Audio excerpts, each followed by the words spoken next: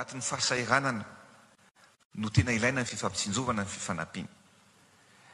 Betsaka ireo tsy ampy fidiram-bola, misy mihitsy aza no tsy misy fidiram-bola. Zay no nanaovantsika tetikasa hoe tsimbina, satria ilaina tokoa ny mifampitsimbina. Mba tiako azavainao amin'ny akapobeany sy fitianao Ramatoa-Minisitra, satria mandeha ny fotoana ny makasika amin'ny akapobeany io tetikasa tsimbina io. Makasitraka Andriamatoa Filoha ary faly miara-banao tratry ny taona vaovao Andriamatoa Prime Ministre, sika rehetra membre ny gouvernementa sy izay rehetra manaraka n'izao fandarana izao manerana ny nosy. Makasika ny tetikasa tsimbina moa vokatry ny fampiresahana sy ny aitarika nananao Andriamatoa Filoha izay fifampiresahana teo anivon'ny mpamatsy vola ny banky iraisam-pirenena dia nahafahantsika nahazo vola 50 tapitrisa dolara teo am-boalohany ary mbola ny ampy 10 tapitrisa ihany koa zany teo amin'ny faharoa. Nahafahantsika nanoana ara-bola tokantrano marefo miisa mahery ny 2 tapitrisa manerana ny 20 distrika ka ao Antananarivo manokana dia mahatratra any amin'ny 2 alina sy 2 hetsy tokantrano ho Antananarivo renivohitra sy ny manodidina ary mbola ao anatin'ny fanatanterahana n'izany fanampiana ara-bola zany isika izao, izay nahafahan'ireo tokantrano ireo niatrika ny fampidirana mpianatra sy ny fiatrehana ny vidim-piainana. 5 alina sy 2 hetsy indromiantaona ny fandraisam-bola tao anatin'izany amin'ny alalan'ny fampiasana karny pokotany sy fandavam-bola amin'ny mobile monnaie. Ankoatr'izany nefa dia nisy koa ny aratonaina vatsinankonana sy asavitra mirindra nanomboka hatramin'ny 7.4 ka hatramin'ny 7.4 izay makasika tokantrano manodidina ny 2 tapitrisa. Izy io zany dia makasika tokantrano amin'ny faritra 20 fanampiana azy ireo ahafahany miatrika fanofanana sy manatsara ny tetikasa fambolena. Nanamarika ny taona 4.4 koa ny tetikasa fampitsimbina sy tsinjonoely teo anivon'ny renivohim-paritany izay nahafahantsika nanampy tokantrano mahery ny 9 alina sy 2 hetsy nahafahan'izy ireo niatrika ny faran'ny taona tao anatin'ny fahasairanana. Tsy adino fa ny fanampiana ara-tsosialy rehetra dia raketina ao anatin'ny atao hoe registre sosialy tokana ka tokantrano mahatratra 5 hetsy sy 2 tapitrisa na 2,500,000 no tokony ho tratra mandra-pahatonga ny volana Jona 2022 izao. Ny tanjona dia ametrahana birao sosialy tokana ny fotony mba hanaraha-maso ny fiahiana ara-tsosialy.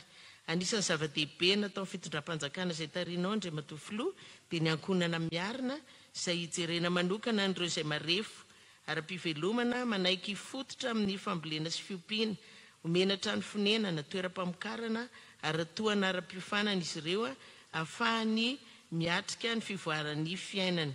Ny tanjona dia hanampy azy ireo amin'ny andavanandrom-piainana sy hanana fidiram-bola maharitra. Fa anisan'ny zava-dehibe dia ny fanampiana ireo fikambanam-behivavy. Entanina vehivavy hiditra anaty fikambanana hivondronao ahafahana mandrafitra fiofanana ho azy ireo, fanohanana ara-bola ary fanomezana ihany koa fitaovana entina miatrika fiainana ka anisan'ny fahindohan-draran'ny ministeran'ny mponina sy ny firaisan-kina manampy an'ireo vehivavy mba hanampy ny fidiram-bola isan-tokantrano ahafahana mampita an'izay hoe fizakantena, manampy ny loharanom-bola isan-tokantrano ahafahantsika miatrika ny fahasairanana indrindra nanana fidiram-bola maharitra. Izay Andriamatoa Filoha, Andriamatoa Prime Ministre sika rehetra atao anatin'ny membre ny gouvernementa sy izay rehetra manaraka n'izao fandarana izao raha fehezana amin'ny ambangovangony ny fiahiana ara-tsosialy izay atao miaraka ministeran'ny mponina eto Madagasikara. Makasitraka tompoko amin'ny fanarahana ny fandarana. Misaotranao Ramatoa-Minisitra amin'izay fanazavana izay ny zavatra tsara ho fantatra mantsy no fatsapahantsika fa mbola maro ireo olona tsy ampy fidiram-bola sy sahirana amin'ny fivelomana dia anisan'ny nataontsika lahara-pahamehana ny miay sy manampy an'izy ireny. Amin'ny andro tena sarotra ny ahafantaranao tokoa ny tena ray aman-dreny sy ny tena namana. Tsy misy ray aman-dreny ngamba mahazaka ny zanany tsy misakafo zany.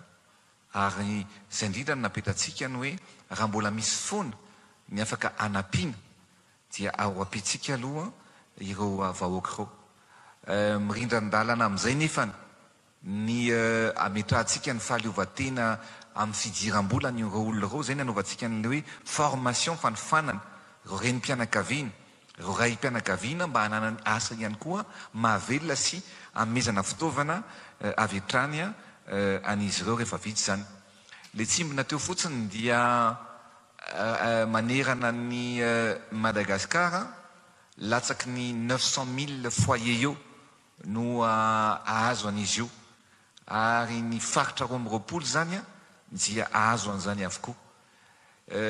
Efa natomboka izy io fa mbola mitohy ary mikasika an'Antananarivo manokana dia 200 000 latsaka no ahazo tokantrano no isitraka an'izany tsimbona izany. Le tsimbona moa dia transfert monétaire na ny fandefasana vola isaky ny tokantrano ka atao indroa izy io. Ny voalohany 100 000 ariary ny tranche voalohany ary ny faharoa 150 000 ariary. Zay zany mba ahafahan'ny olona miatrika ny fidiran'ny mpianatra teo. Fa zao ihany koa dia ahafahantsika miatrika ihany koa nireo zay mety hoe fahasahiranana iainan'ny tokantrano tsirairay avy amin'ny fotoan-tsarotra zay lalovan'ny isaky ny fianakaviana izany.